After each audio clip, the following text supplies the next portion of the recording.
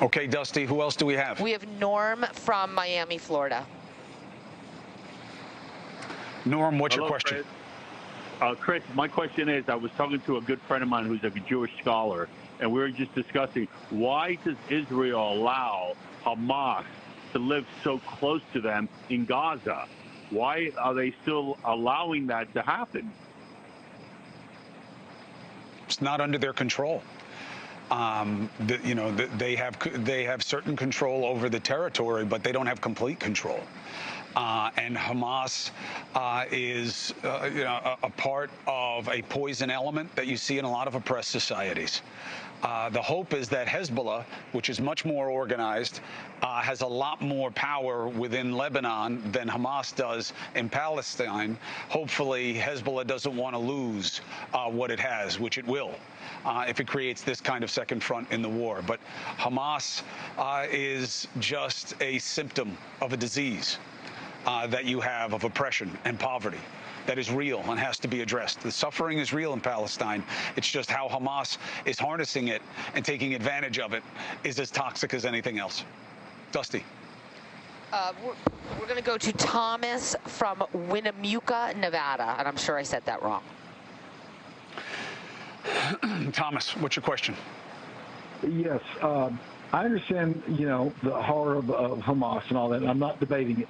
But my thing is, I'm 70 years old, white, Anglo-Saxon Protestant, and I remember back when President Carter pretty much forced Sadat and Begin, Israel and Egypt, to quit shooting each other, and that has lasted. So my question is this: why hasn't any subsequent or present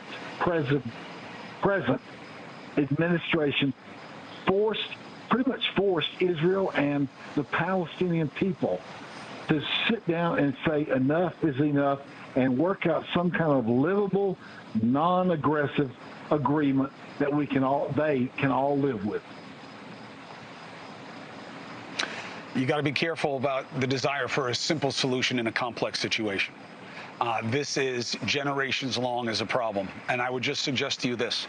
In our own country, we can't get people who have power given to them by us to do anything in our interests other than fight with each other. Why?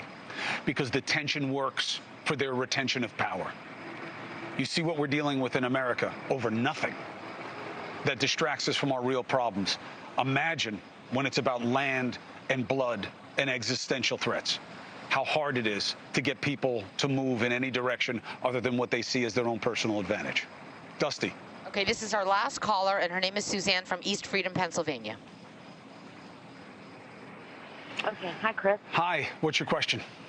Well, I just want to say that I watch you a lot, and I'm grateful that you're there.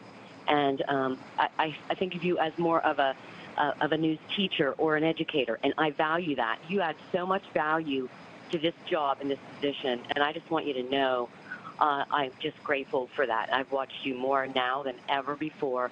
NewsNation is very, very lucky to have you, and we're blessed that you do what you're doing. And I just wondered how you were holding up, because it cannot be easy.